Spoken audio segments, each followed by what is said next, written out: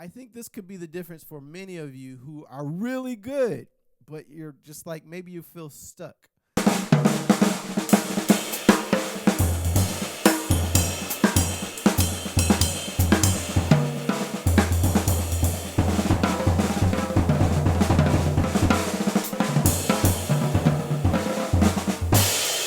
Hey everyone, welcome back to another Jazz Drum Q-Tip of the week. My name, of course, is Quincy Davis. If you're new, thank you so much for checking me out for the first time. I hope you'll consider subscribing. And to all of those returning, you know I love you. I love to hear from everybody down in the comments, even the haters. Yes, the haters too.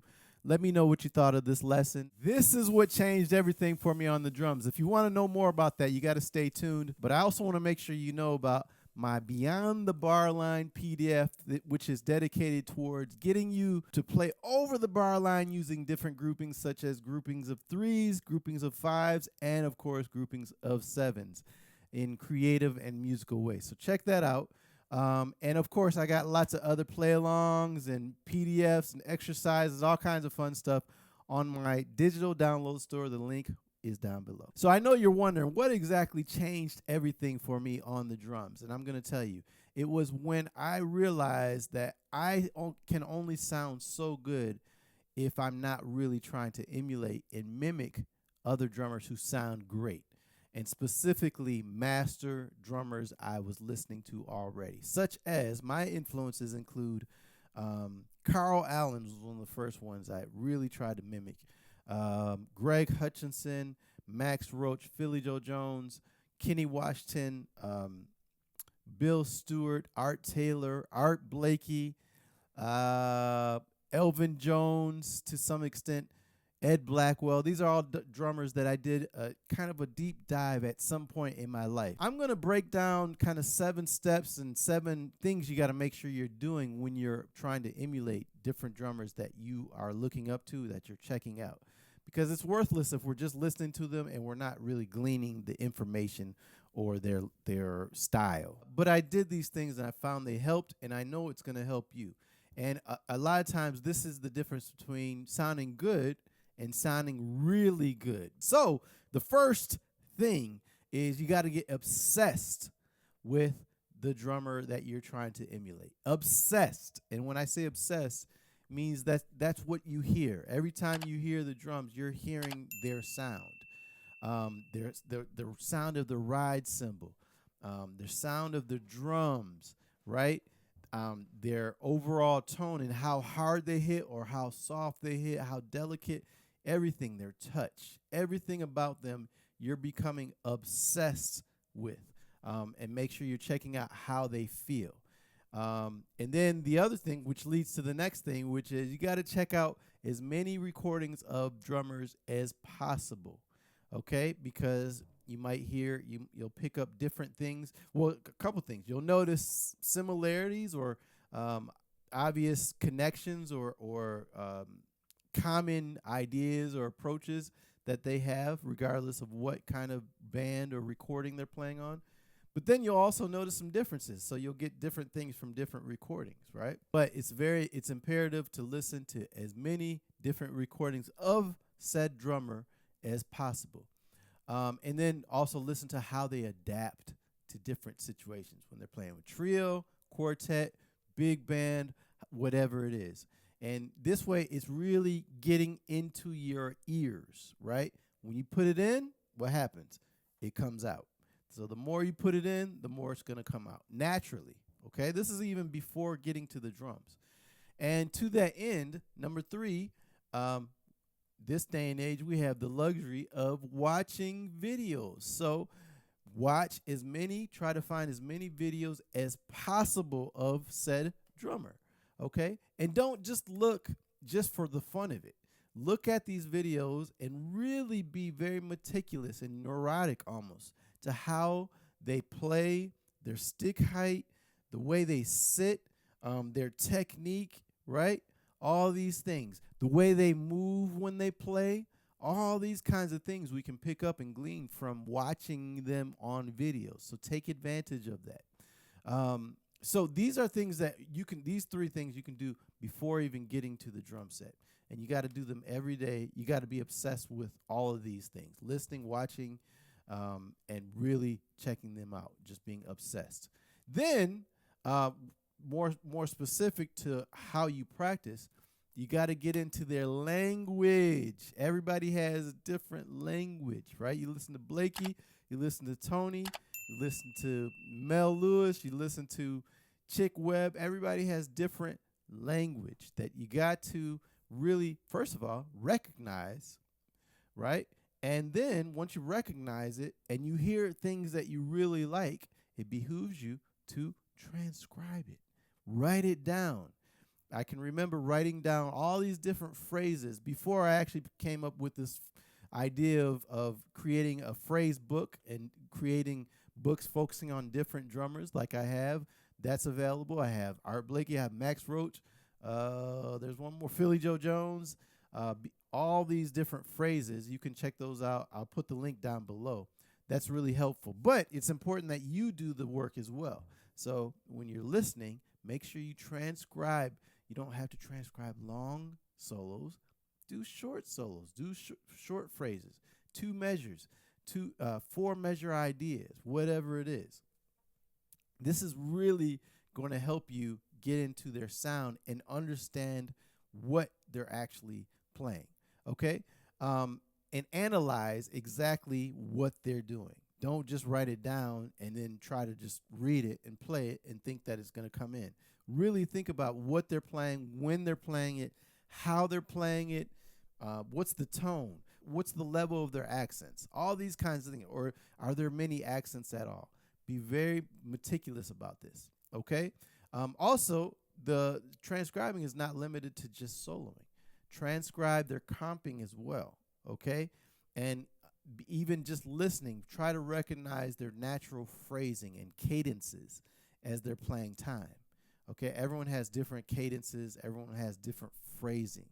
Okay, so that's something you also want to really recognize. And then, of course, their comping language.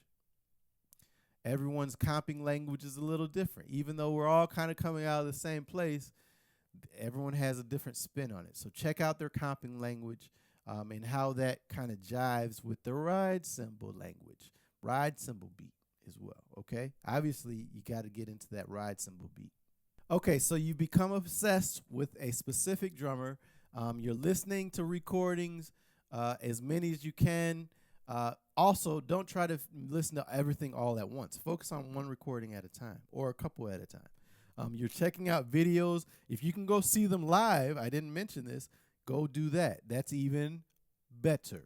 Okay? And then, of course, on the drums, you're learning their language. Soloing, but also comping, their ride cymbal language, their interaction language with the band, all these kinds of things. Then, this is an important step that I think a lot of drummers miss. You got to record yourself, and you got to be honest with yourself when you listen to the recording. Do you think, you know what? That sounds a lot like so-and-so. Or are you listening and you say, it doesn't really sound close at all? And if that's the answer, then that means that you got to go back to the drawing board and figure out exactly what you're doing wrong, or that's making it that you don't sound at all like the drummer you're trying to emulate. Or you're getting close, but you got a ways to go. What can you be doing better, right? So if you don't do that, then you're not going to objectively be able to tell if you are actually achieving what you're setting out to do, which is emulate a great drummer, okay? Emulate great drummers so that you can hopefully sound great. That's the idea. Okay, so you're going to record yourself, and this is a very important question. How long should you stay on one drummer? I've gotten this. It's the end of the school year, and a lot of my students at the school, University of North Texas, by the way, shout out, boom, boom. Or actually, it's this, I think. Eagles? Yeah, I think it's this. Anyway, my students are asking me, how long should I study and check out one drummer? And the answer is, however long it takes for you to really get to that point where you can feel like you've gleaned a lot from that drummer, and get to that point where you can listen to a recording of yourself and you can really hear characteristics of the drummer that you're trying to emulate. Not just the characteristics, but the sound and the feel. You feel like it's starting to come through in the music. So at that point, I would say it's time to move on. It's time to move on. If you're really, because sometimes, you know, some artists, some drummers, some musicians really get into one person and they stay there. And what that does is gives you only one perspective or one approach to playing when there's hundreds and hundreds of more that you can be checking out. But even if you only check out 5 or 6 other drummers, that's a lot more perspective than just one. So I would say be careful not to fall into that category where you're only checking out one person, because then people pigeonhole you and you only have one approach, and it's going to limit how you can really interact and play music in different settings. Okay, so don't fall into that trap. And that's it. Those are 7 steps that if you do this, I promise you, your playing will change. People will recognize it. And that's the other thing. If you're playing and drummers, but even non-drummers can recognize that you're really emulating specific drummers. I remember when I got really into Greg Hutchinson, I had a good friend of mine, Neil Smith, tell me, "Man, you sound just like Greg Hutchinson," before he knew I was studying him. And then I've had other friends tell me, "Man, you're sounding just like Max Roach." It's because I was in that Max Roach phase, right? So go through different phases, and don't worry about whether you're being an individual drummer, or if you have your own individual sound, because all the greats checked out and come from other greats. Remember that, okay? And all the non-greats have not checked out anybody. Okay? So just be thinking like that. Even Tony was influenced by all of them. Max Roach, Roy Haynes, Art Blakey, so on and so forth. So I think this could be the difference for many of you who are really good, but you're just like, maybe you feel stuck. And maybe it's because you haven't obsessed over a specific drummer and their sound and their feel and their tone. Tune your drums like them. Get cymbals that sound kind of like them. That'll inspire you and motivate you to help you get closer to sounding like them. Okay? So that's it. I know I talked the whole time, but this is a really important lesson. I hope you'll take heed and take my advice, because I know it's going to help you a lot. So with that said, as I always say, practice hard, but what? Practice smart. Take care. Bye-bye.